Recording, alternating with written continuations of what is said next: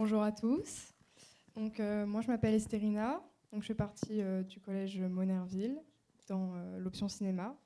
Et avec mes camarades, on va vous présenter notre scénario Esquisse.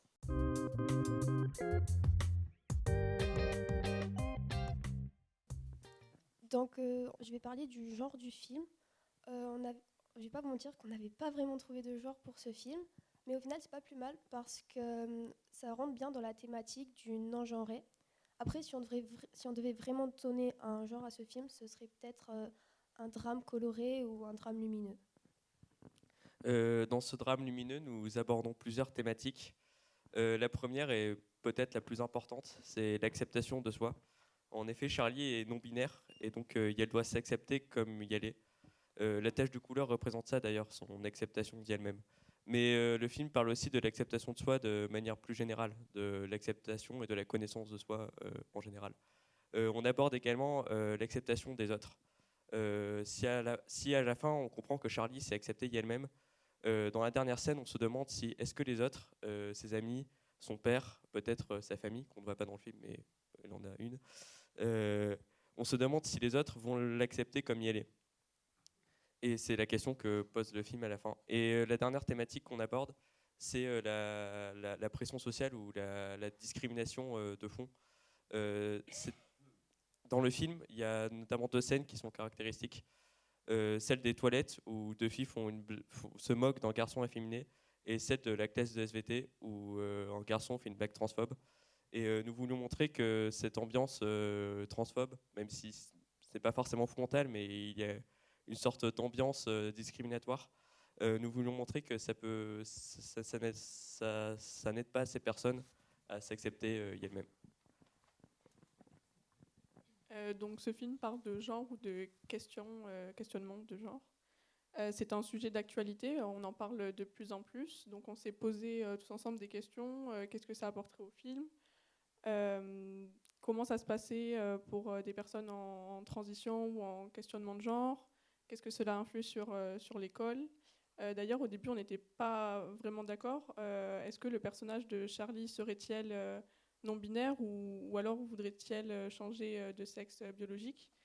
Et donc, on s'est mis d'accord pour dire que le personnage de Charlie serait non-binaire. Et on voulait montrer qu'est-ce qu'elle pouvait vivre au quotidien. Voilà. Ensuite, pourquoi ça nous concerne, nous, en tant que jeunes dans les nouvelles générations? Tout simplement parce que déjà, dans notre entourage, on connaît beaucoup d'amis qui se sont posés ce genre de questions, que ce soit juste simplement sur leur sexualité ou sur leur genre, comment ils se sentent. Mais c'est aussi une question de soi-même, qui on veut devenir. Et ça nous concerne tous, nous, qu'on soit dans l'entrée dans l'adolescence ou dans le monde adulte. On se pose toujours des questions sur qui on est et qui on veut devenir. Et du coup, on trouvait ça important de le montrer dans ce film.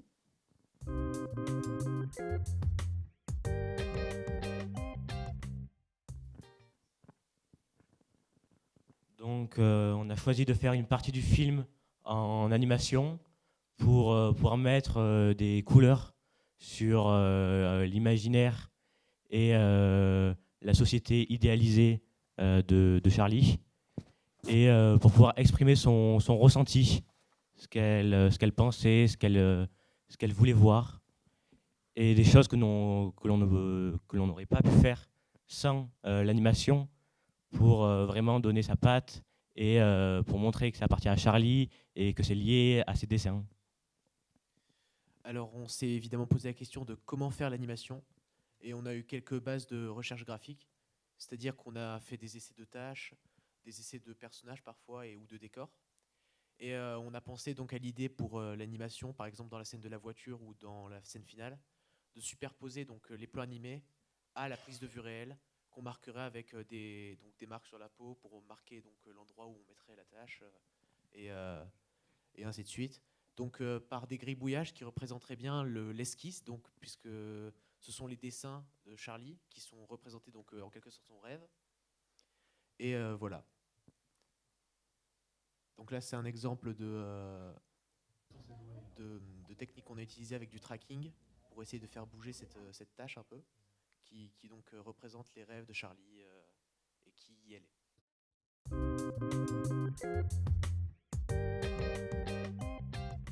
Je reviens sur l'animation, où je vois que quand même vous avez poussé assez loin la faisabilité, c'est très bien. Bon, c'est un travail monstrueux, bien entendu, lorsque vous allez avoir des scènes un petit peu plus complexes dans la rue, etc. Vous avez donc recherché les techniques, les logiciels à utiliser, etc. Mais sur le fond, en fait, qu'apporte pour vous ce passage de cette réalité prise de vue réelle à ce monde de couleurs, ce monde qui n'est pas réel, d'autant plus que vous avez signalé aussi, et vous avez argumenté en disant que de la même façon, la prise de vue réelle sera avec donc un son réaliste, et que là, vous allez par contre mettre une musique assez douce, lente, je ne me rappelle plus les termes, etc. Donc voilà, qu'est-ce que ça apporte potentiellement au film, sachant que vous allez passer quand même quelques journées à faire ça, hein? En fait, l'animation, ça représente l'intérieur du cerveau de Charlie, en quelque sorte. Ça représente sa pensée. L'intériorité. Oui, l'intériorité de Charlie, c'est ça. Et donc, en fait, on ne pouvait pas le représenter en live, si vous voulez. L'animation, ça représente ce qu'il y a à l'intérieur de sa tête. Et voilà, et c'est quelque chose de léger, de beau. Voilà, oui, c'est-à-dire il voit le monde à un moment donné, quand il part dans ses rêveries, il voit le monde en couleur, il le voit. Finalement, c'est un monde qui n'existe pas, mais qui s'invente peut-être justement pour se rassurer, peut-être un petit peu. Oui, c'est le monde qu'elle rêve en quelque sorte.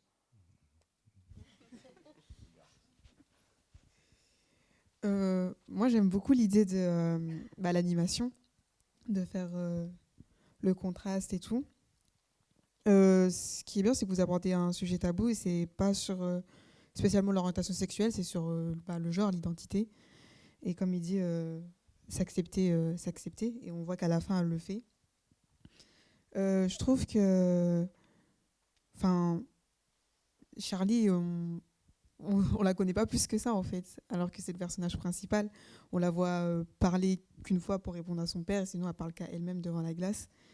Et je sais pas si on pouvait approfondir la relation même avec son père, parce qu'on la connaît pas, en fait, on voit juste voilà. Charlie, c'est un personnage qui est plutôt, elle est solitaire, comme on l'a dit, elle est en adolescence, donc elle est en train de se chercher. Et donc, on a décidé de la comment dire, je sais pas trop comment dire. Ouais, on s'est pas jeté sur la description physique de Yel, par exemple. On a plutôt laissé, je sais pas. En fait, on la connaît au niveau de l'animation, en fait, parce que c'est l'animation, comme on l'a dit, c'était elle, c'est ce qu'elle est vraiment. Donc, on ne s'est pas non plus attardé sur sa ressemblance physique, sur ce qu'elle aime, sur ce qu'elle préfère et des choses comme ça. J'aimerais ajouter qu'on se base aussi sur des faits réels de l'adolescence. Et je pense qu'en tant qu'adolescent, on est souvent, ça dépend des relations, mais quand on se pose beaucoup de questions sur nous, et surtout des questions sur le genre et la sexualité, c'est dur d'en parler à ses parents, et souvent on le garde en soi, on essaie de l'exprimer d'autres manières, et étant donné que Charlie est une personne solitaire, comme l'a dit Anaïs, c'est dur pour Yael de s'exprimer, et c'est pour ça que l'animation est là, et c'est aussi pour ça que dans le film, dans le scénario, on ne voit pas énormément de discussions, de dialogues, surtout Charlie, qui ne parle pas beaucoup. C'est parce qu'en fait, on voulait faire une description juste visuelle. C'est-à-dire que tout le long du film, c'est surtout le visuel qui va jouer sur la perception des choses et la perception de Charlie, du monde et de tout ce qui l'entoure, et même de sa perception d'elle-même, en fait.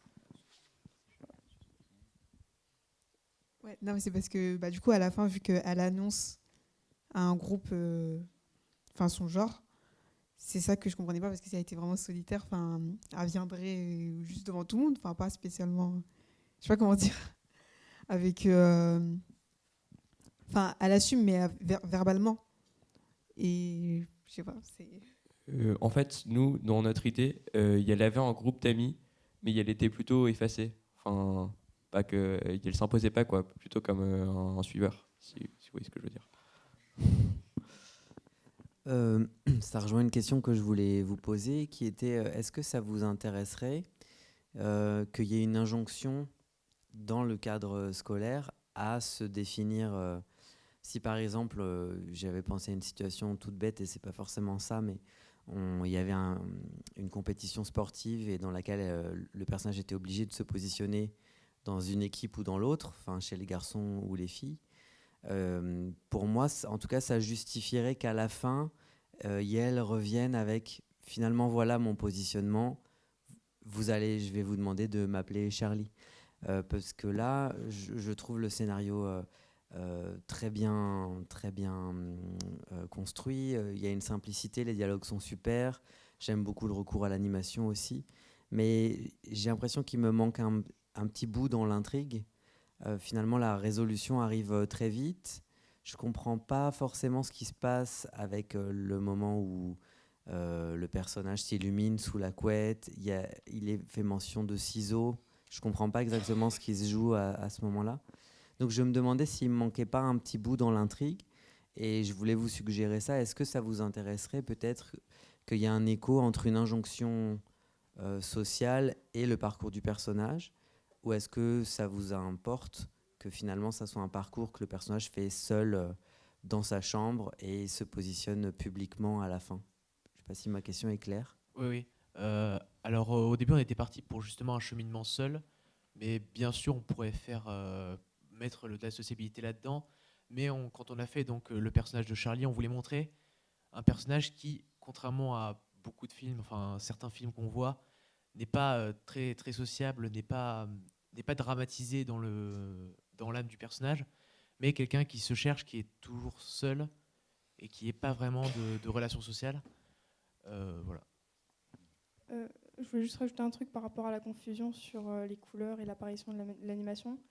En fait, lorsque l'animation elle apparaît, c'est lorsque Charlie elle commence à se sentir elle-même et à s'exprimer réellement. Je sais pas trop comment expliquer, mais par exemple dans la scène, la tâche, elle correspond à ses sentiments. C'est-à-dire que au tout début du scénario, quand la tâche apparaît, c'est parce que Charlie commence à se définir comme Charlie intérieurement. Et du coup, cette chose apparaît comme son acceptation de soi. Donc en fait, dès que l'animation commence à apparaître, par exemple dans la scène de la voiture, ça va pas jusqu'au bout parce qu'elle est interrompue par son père. Et du coup, la scène de fin, quand elle s'exprime réellement pour de vrai, il y a une explosion de couleurs et on la voit réellement. Alors déjà, je voulais juste revenir sur le fait que je trouvais que c'était une proposition très jolie. C'est vraiment très poétique, c'est très beau. C'est une proposition de concept, en fait. C'est le côté très fort de votre proposition, c'est que c'est vraiment un concept. Donc rien que pour ça, du coup, c'est un peu unique. C'est le principe de la proposition concept, hein, c'est que c'est spécifique, c'est unique, c'est singulier. Donc bravo déjà pour ça. Et alors ensuite, je vais un peu revenir du coup sur quelque chose qui a déjà été dit. Je pense qu'effectivement, peut-être que le personnage de Charlie, alors même si c'est pas par le pied des autres ou je sais pas, il faudrait trouver quelque chose. Je pense qu'il manque de caractérisation et je pense que juste recourir à l'animation pour dire c'est ça qui va le caractériser.